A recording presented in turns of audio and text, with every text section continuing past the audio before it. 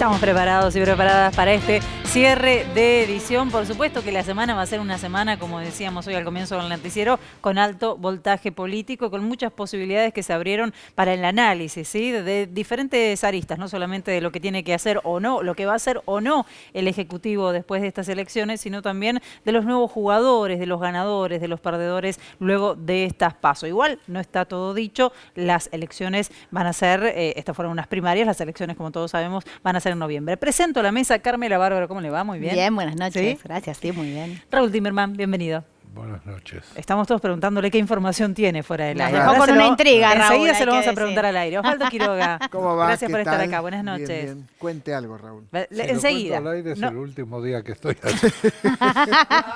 Igual se lo vamos a preguntar porque Obvio. nos deja intrigados e intrigadas. Vemos el primer informe, por supuesto que una de las grandes novedades es el avance. Podría ponerlo entre preguntas, es una de las grandes novedades en cuanto a puntos y a porcentaje de votos, seguramente sí, de la derecha en Argentina.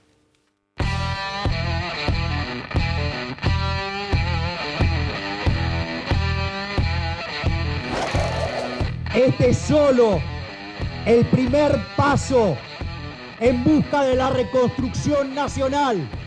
El paso para volver a una Argentina potencia.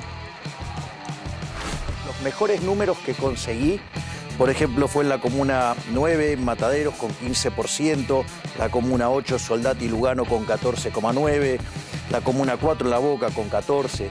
Digamos, los números, los mejores números los conseguimos en aquellos lugares donde hay un preconcepto que creen que no entra las ideas de la libertad. Nosotros somos el testimonio de que si nos siguen apoyando, nos vamos a terminar sacando a estos chorros. ¿Vas por los votos de López Murphy? Definitivamente, ¿qué hacen esos votos con las palomas como Vidal y Larreta, con los socialdemócratas? No solo que estamos en condiciones de sacar a los K, dejarlos a un tercer puesto y que no vuelvan nunca más, sino que también estamos en condiciones de ir y ganarle a las tibias palomas, las que acuerdan con los K. Salúdense, por favor. Sí, no pasa nada, no pasa nada. Ahí está. Muchas gracias, Patricia. Mejor, ¿eh? Gracias. Si hay un gran perdedor este fin de semana fue Larreta, porque sus expresiones solamente pudieron imponerse gracias a las partes. ¿Es el único que lo ve así? La gente por la libertad y jóvenes, es muy bueno lo que le está haciendo. Bueno, está buscando tus votos. No. Te van a contar, Milei. Son chistes. De buena onda. Les pido que sigan rugiendo, que cada vez lo hagan más fuerte, porque la libertad avanza. ¡Viva la libertad, carajo! ¡Viva la libertad, carajo! ¡Viva la libertad, carajo!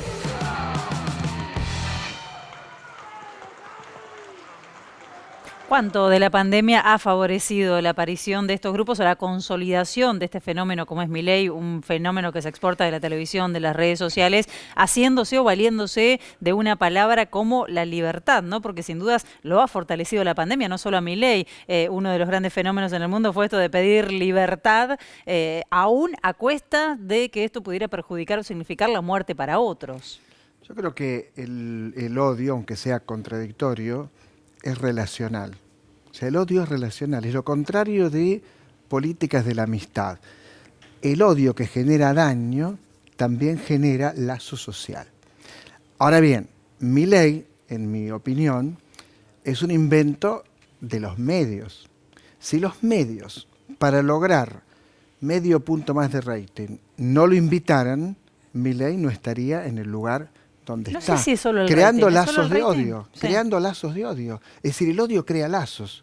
Esto es algo para pensar, el odio crea lazos. No es solo el amor, el afecto Bueno, lo que genera crea lazos. pertenencia, ¿no? Es la diferenciación del otro, básicamente. Pero los medios tienen mucho que ver con esto. Vamos a mirar un tuit, ahí escuchamos a Raúl, vamos a mirar un tuit. Milei, dice la periodista Mariana Carvajal, fue el economista más consultado por programas de radio y TV en el año 2018. Por eso digo que es un fenómeno exportado, recién decíamos, ¿no? Le hicieron 235 entrevistas, tuvo 1093... 193.000. Se me cruzaron todos los número. Fueron muchos números de fin de semana, 547 segundos al aire, según relevamiento de Ejes Comunicación. Es antiderechos y repite fake news. Seamos responsables a la hora de elegir a quién vamos a entrevistar. Pero lo cierto es esto, porque ayer decíamos, sin dudas, Milei, que todos nos preguntamos por qué atrapa cierto sector de la juventud o por qué ser rebelde hoy es ir a votar a Milei, tuvo mucho más pantalla que la izquierda, por ejemplo, ¿no? Que pasa a ser, le fue bien, pero pasa a ser una segunda opción para este sector del que estamos hablando. Y tuvo más acompañamiento, bien o mal, o lo levantan porque dijo una barbaridad, o lo levantamos porque dijo una barbaridad, o porque lo sientan a la mesa a opinar de economía, ¿no? ¿Cómo lo ves, Raúl? Mira, este fenómeno lo explicó muy bien Sheila Wilker ayer en Odisea Argentina con Carlos Pani.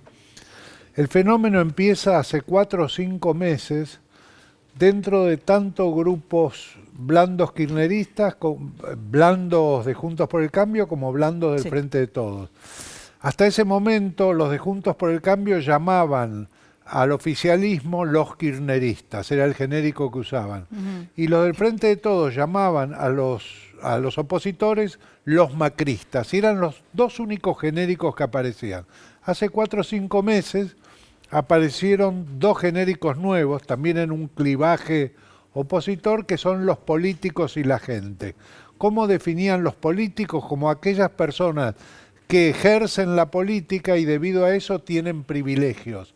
¿Cómo es la gente? Los que no ejercen la política y no tienen los privilegios que los políticos tienen. Dentro de eso, que es poner en cuestionamiento la clase política que conocieron, los políticos que conocieron eligieron distintos caminos. Hubo extremistas que eligieron a Milei, rompamos todo, antisistema, antipolítica.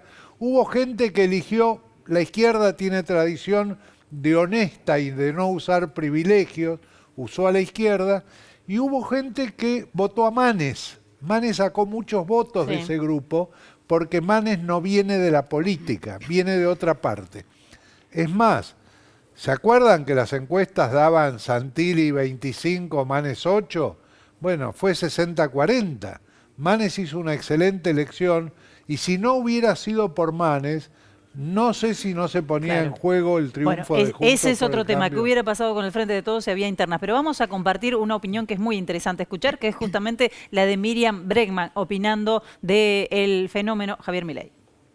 Bueno, creo que hay un sector de la derecha que se radicaliza por derecha precisamente, y que con mucho dinero y mucho apoyo y mucho inflador se transforma en ese fenómeno. Ahora, si vos mirás los números fríamente, Milei saca un 13% en la capital, y si vos sumás todas las expresiones de la izquierda en la capital federal, estamos entre el 10 y el 11%. Se demostró que la rebeldía no es de derecha, algo que se decía, porque la izquierda creció. Si no, la izquierda hubiese decrecido. A mí me llegaron a decir incluso, bueno, le saca votos a la izquierda. Bueno, no, la izquierda hizo la mejor elección en 10 años. Entonces me parece que tienen que sincerarse, que tienen que analizar sinceramente los números, y van a ver que el fenómeno Milei tiene bastante explicación, y que en caso de que sea diputado va a votar todo con la derecha más tradicional. Bueno, yo creo que vamos a seguir reflexionando y mucho sobre el tema. Vamos a sumar a la mesa, si les parece, me parece que es muy interesante escucharlo, a Jorge Alemán, que amablemente nos recibe. ¿Cómo está, Jorge? Gracias por tu tiempo. Hola, ¿qué tal? Gracias a ustedes. Bueno, con mucho por analizar. Primero te hago una pregunta muy general. ¿Qué pasó, según tu mirada, el domingo en Argentina? Bueno, con respecto a este punto concreto, debo decir que se trata de una realidad internacional. Hace muchos años que el capitalismo ya no se legitima a través de los partidos políticos clásicos, como eran las tradiciones liberales o conservadoras, y ha surgido en el mundo como plan B del neoliberalismo la ultraderecha. Tengo que decir que esa ultraderecha no es un partido. Ese análisis que acaba de hacer Miriam me parece muy reducido. Es una agenda la ultraderecha que permea, y muy porosa además, y con mucha potencia, al otro campo de la derecha.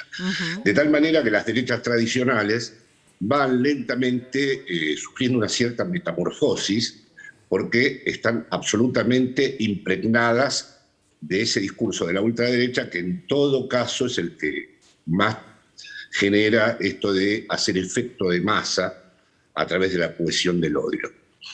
Esto se da con distintas modalidades. Lo vuelvo, Madrid directamente está gobernado por eso. Y en España es una realidad, en Italia es una realidad, en Francia es una realidad y en Alemania también. Y precisamente fue cuando el capitalismo entendió que ya no se trataba de reprimir, sino de capturar las almas. Es decir, de construir subjetividad. Sí.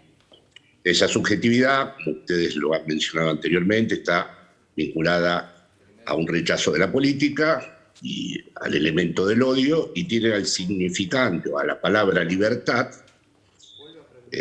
como una palabra que sirve para, por un lado, rechazar al Estado, para vivir como una imposición arbitraria de todo lo que procede del Estado, pero luego es una palabra que es una libertad que siempre está canalizada por la iniciativa del mercado. Es decir, quieren libertad, sí, toda la libertad que el mercado puede proponer. Por lo tanto, es una palabra suicida.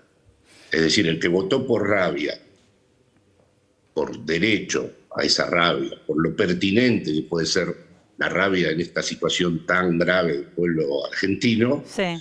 esa rabia se ha mezclado con un voto suicida. Ahora, discúlpame, los pueblos no se suicidan. ¿Cuál es la explicación? Sí, los pueblos se suicidan. Esa idea de que los pueblos no se suicidan no la comparto. Los pueblos sí se suicidan. Es decir, los pueblos, por supuesto que se suicidan. Es decir, no está escrito en ningún lugar que el pueblo siempre quiere su bien.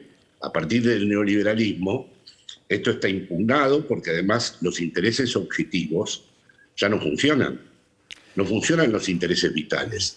Han intervenido otros dispositivos que hacen que las identificaciones sean más importantes que los intereses objetivos. Así que hay un montón de sectores. Yo he estado en una conversación con un inmigrante peruano aquí de mi barrio, le he mostrado que el líder de la ultraderecha decía que los inmigrantes eran unos cerdos y lo votó igual. Por lo tanto, sí, perdón. Jorge, ¿cómo estás? Osvaldo Quiroga te saluda, ¿cómo estás? ¿Qué tal, Osvaldo? Yo leí tu último libro que me pareció estupendo y yo decía recién que el odio crea lazo. La ultraderecha a mí me parece que crea lazo a través del odio, esto es lo que yo creo. ¿Qué tiene que ocurrir, en tu opinión, en una sociedad para que ocurra este fenómeno de una ultraderecha que se permite decir cualquier cosa siempre y que aún diciendo cualquier cosa, aún diciendo mentiras, genera un movimiento más o menos importante? Pensemos, vos vivís en España, en el Vox en España, por ejemplo. Sí, pero bueno, ya en España Vox ha sido el elemento que ha ultraderechizado a la derecha conservadora. Hoy en día, la señora que preside Madrid, Ayuso, es un gran fetiche de la ultraderecha y pertenece al Partido Popular y cogobierna en un montón de ciudades de España. En definitiva, como has dicho, Osvaldo, el odio, lo estudió Freud, es un gran factor de cohesión de la masa, no del pueblo, porque solo podemos hablar de pueblo cuando hay articulación de diferencias en relación a una causa común. La masa es un ente, el pueblo es un ser. La masa está cohesionada por el odio y el odio tiene una gran potencia de diseminación porque efectivamente otorga identidad, le da al elemento identitario un fundamento. En una época en donde las identidades crujen por todas partes, el odio vuelve y hace retornar esas identidades. Tengamos en cuenta que hay muchísima gente que ha perdido la brújula, siente un desamparo absoluto, las coordenadas mundiales se les escapan, todos los efectos en cascada del capitalismo bajo su modo neoliberal actual. Así que sí, el odio genera un nuevo tipo de lazo social, que es segregativo, xenófobo, y con un nuevo rasgo que me parece muy importante, que es no solo odiar al extranjero, o al inmigrante, o al vulnerable, o a las mujeres, o a los discapacitados, sino tratar al propio gobierno extranjero. Por ejemplo, hoy el gobierno español intentó tomar una serie de medidas porque el pueblo no soporta más los precios de la luz y fue acusado de Castro bolivariano. Creo que esto nos resulta familiar a todos, sí. ¿No? Vincular al gobierno como si el gobierno no perteneciera realmente al país, como si el gobierno fuera un intruso, ¿no? Bueno, acá en Argentina, Jorge, eso lo tenemos bastante fresco, pero yo te escuchaba al inicio y la verdad que hay una disputa de sentido todo el tiempo, ¿no? Esto de hacerse de la palabra libertad o escucharlo aquí a Javier Milei diciéndole al radicalismo que son, no sé si la izquierda o, ¿no? Digo, ¿cómo tienen libre, me parece, ese campo de batalla? Porque no hay nadie del sector más progresista, si se quiere, desde la izquierda, disputándole el sentido, ¿no? Por un montón de cuestiones. Pero, sí. Es muy correcta esa pregunta, ¿no? Pero discúlpame, a la ultraderecha no les interesa el sentido. ¿No ves que pueden pronunciar la palabra libertad y la palabra zurdos? Sí. Y negar la dictadura, y negar la pandemia. Es decir, el problema es ese es exactamente el problema. La gravedad del problema es que a la izquierda le interesa el sentido, o a los movimientos nacionales y populares, que no tenemos más remedio que argumentar, mantener una relación entre ética y política y a la vez una relación con la verdad. Pero ¿cómo se argumenta con ese efecto que a la derecha a la ultraderecha le resulta tan fácil, ¿no? Claro, no tienen que preocuparse por argumentar, es verdad eso. Bueno, por empezar urge, no les va a interesar nunca argumentar. Sí. Es decir, le ha ido muy bien sin argumentar. Es decir, si volvieran a los argumentos, el neoliberalismo es la formación del capitalismo que ha decretado la muerte del argumento. Es decir, va a ser muy difícil ya, no va a haber punto de retorno. De hecho, ya no hay ni siquiera una dialéctica entre la oposición y el oficialismo, porque eso implicaría un reconocimiento mutuo. Está rota esa relación. No hay reconocimiento.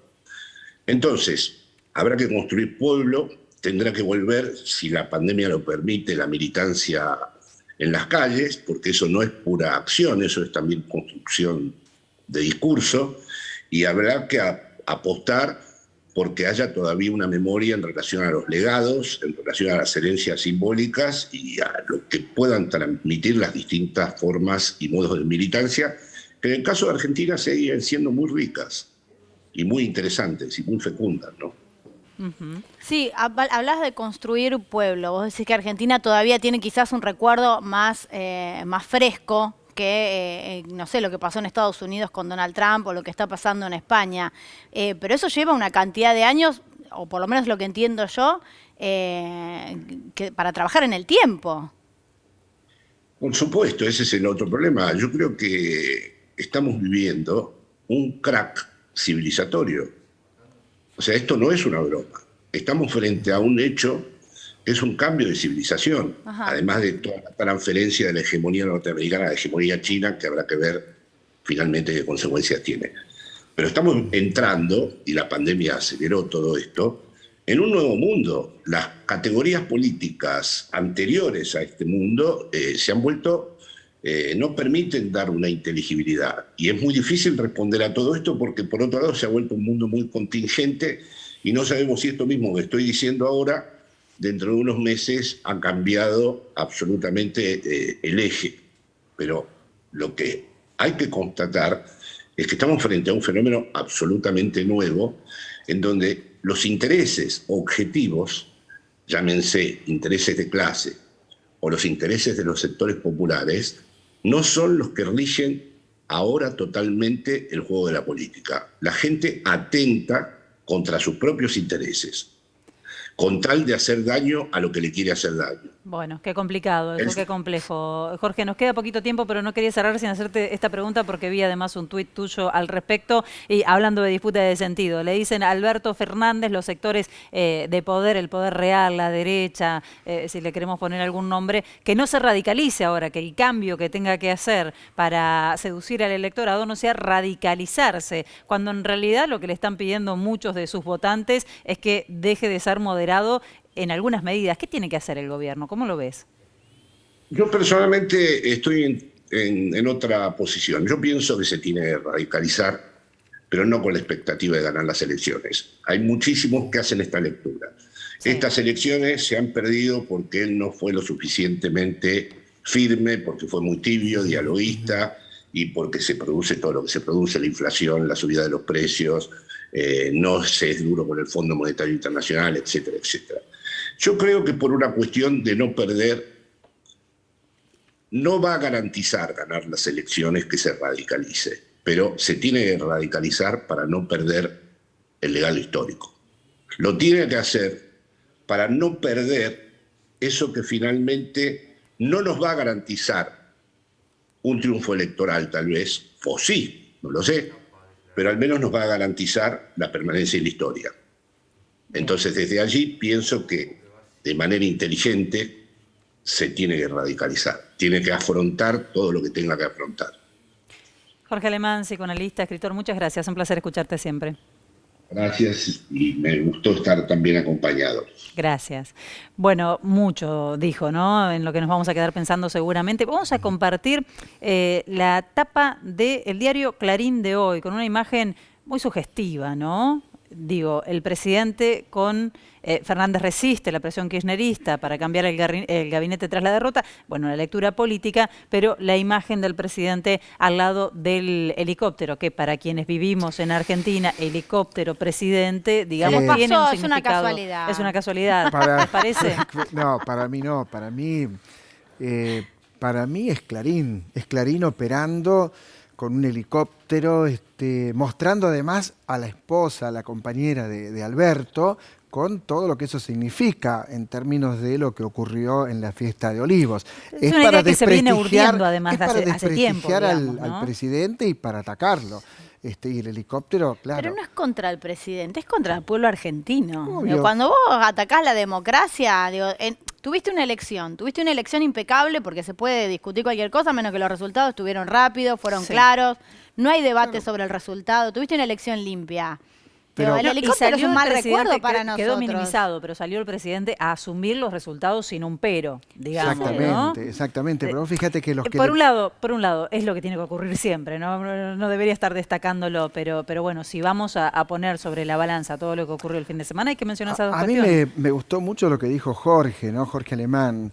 Es por el legado, no es por ganar la elección que tiene que radicalizarse, es por seguir trabajando por la emancipación que tiene que radicalizarse. Y es curioso que lo que le pide el establishment es exactamente lo contrario.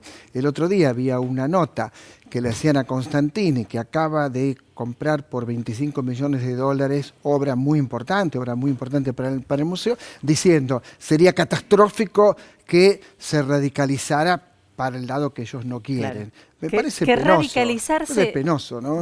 ¿Qué sería radicalizarse? Sería cumplir con todo aquello que se propuso cuando Mauricio Macri era presidente. Por eso se arma un frente para defender a los trabajadores. ¿A qué le llaman radicalizarse? A cuidar el bolsillo de los trabajadores, a ser un poco más duro con el control de los precios, etcétera. Raúl, ¿cómo lo ves? Vamos a preguntarle a Raúl. ¿Qué tiene que hacer? ¿Moderar o radicarse? No, yo creo que radicalizarse. No es una visión realista pedirle al presidente Alberto Fernández que se radicalice en el sentido de que se le está pidiendo. Si lo que se quería era eso, no es Alberto Fernández la persona para ser presidente. Es lo que prometió en campaña. Lo que prometió en campaña, dentro de sus posibilidades, lo está cumpliendo. Estamos en pandemia, el mundo está en una emergencia. El Estado argentino ha hecho muchísimas cosas. Estamos de acuerdo. Ha hecho muchísimas cosas por la gente. Ha estado lleno de programas de ayuda a las personas y a las empresas. Estamos de acuerdo, pero falta, Raúl, falta. No, bueno, más. Falta, Raúl. Esperá, no imprime dólares el Estado argentino. Falta. Dentro de las posibilidades que un Estado tiene, yo creo que ha extremado sus posibilidades. Yo creo que Alberto Fernández ha hecho un gran trabajo en ese sentido. Yo le pediría cosas por otro lado, no por ese lado que yo creo que más no da, más no se puede hacer. O sea que nos conformamos con 50% de pobreza, nos conformamos con eso, hay que con una inflación que destruye el salario, nos conformamos con eso. Pero hay que empezar a reconstruir el país y lo está haciendo. Eligió un camino, el camino de la reindustrialización del país, dejar de lado la inversión financiera, dejar de lado endeudarse, que igual no se puede porque nadie te presta, y eligió el camino de la reconversión industrial. Perdón, yo lo admiro y lo valoro, porque lo admiro y lo valoro es que se le pide más, pública. Porque lo admiro y lo valoro es que se le pide más. Bueno, precisamente por eso. Tenés que de alguna manera cuantificar ese más. Hay que ver si los recursos públicos dan para más. Cuantificar ese más significa que las clases dominantes siguen ganando muchísimo dinero y los que menos tienen siguen perdiendo todos los días. Eso significa. La palabra redistribución, no más que eso. quizás. Redistribución de la riqueza es indispensable. No podemos pensar la Argentina sin redistribuir la riqueza. Por lo menos no podemos pensar la Argentina que quiere Alberto. Redistribuye. Vos decís, bueno, no me digas cómo, porque yo no soy político. Bueno, entonces no hay un problema hay un problema de planteo de deseos versus posibilidades de la realidad. Yo creo que Alberto Fernández ha hecho un trabajo impresionante durante este año y medio. Le tocó. Estoy de acuerdo. Recibir un país con la deuda. Él sabía el país que recibía, pero no sabía la pandemia. Estoy de acuerdo. Digamos, alguien cuando va y se presenta a elecciones porque quiere hacerse cargo de los problemas. Ahora tiene que profundizarse. Ahora estoy de acuerdo con vos. Hasta acá estoy de acuerdo con vos. Tenés que estoy de acuerdo con vos. ¿De qué se trata? Yo creo que más recursos el Estado argentino no tiene. Vos decís que hay gente que gana mucho y gente que gana muy poco. Bueno, eso hay que ponerlo en números. Hay un Ministerio de Economía, hay un Ministerio de la Producción, hay 21 ministerios. La economía o es para servir al ser humano o a mí qué me importa la economía. Sí, si pero no yo sirve creo al que el ser problema, humano, ¿qué me importa? no me importa nada. Nada me importa. Pero ¿estás de acuerdo que si hay no cosas sirve al ser humano no me importa nada? Y cosas imposibles de hacer o todo es posible? No, todo no es posible, pero hay que hacerlo porque para eso ¿Vamos se ocupa el lugar de poder que se ocupa. ¿Vamos en la dirección correcta? No. Yo creo que sí. No. Yo creo que hemos ido en la dirección, hemos ido en la dirección correcta hasta ahora y ahora hay que profundizar para un lado o para el otro. Carmen. Y Alberto puede hacerlo. Yo creo que entiendo las dos posturas, entiendo que la política es el arte de lo posible y que justamente este gobierno a mí me parece que fue elegido para generar consensos y no para romper. En esto sí, acuerdo con Raúl, que la figura de Alberto era una figura que apuntaba básicamente a saltar la grieta por arriba, independientemente de que tenga la figura de Cristina como vicepresidenta, que la sociedad necesitaba saltar esa grieta, dejar de enfrentarse con el odio y empezar a tener consensos, que eso fue lo que buscaba la sociedad y lo que valoró cuando empezó la pandemia, esta conferencia de prensa con los tres principales gobernantes, me parece que es lo que se le pide a Alberto. Entiendo que la economía de nuestro país no da para maximizar mucho más lo que está pasando, ni la de nuestro país, ni la de ningún otro país. Bueno, eso es un debate interesante. Yo tengo una demanda. Sí. Se nos termina el tiempo. ¿Querés cerrar, Raúl? Muy cortito, muy breve. Yo tengo una demanda para hacerle al presidente. Yo creo que el presidente no debería haberse involucrado en la campaña electoral, porque él es el presidente de todos los argentinos, de los que lo votaron y no lo votaron. No vamos, la Raúl, campaña la es un tenía tema que hacer el vamos a dejar. partido, la imagen y la comunicación es un frente tema de todos, interesante, pero lo no vamos el a dejar para la presidente. próxima. Mañana no estaremos, el próximo jueves y 19 horas, Televisión Pública Noticias, 20:30, CR Edición. Gracias.